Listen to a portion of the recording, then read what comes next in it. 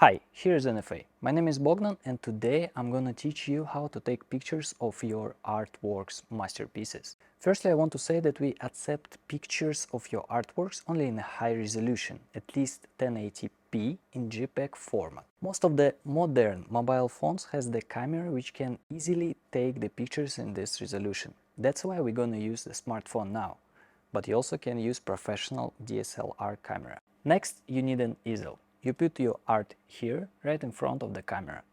Then you take your camera or mobile phone, keep it straight and take the picture.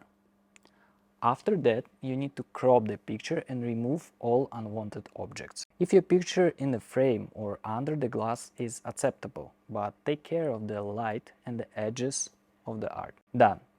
Now you can see the difference between the picture I take right now and the picture I crop later. Now you have the short brief how to take picture of your artwork. Take notice that the natural light or the soft light, like here in a softbox, is acceptable.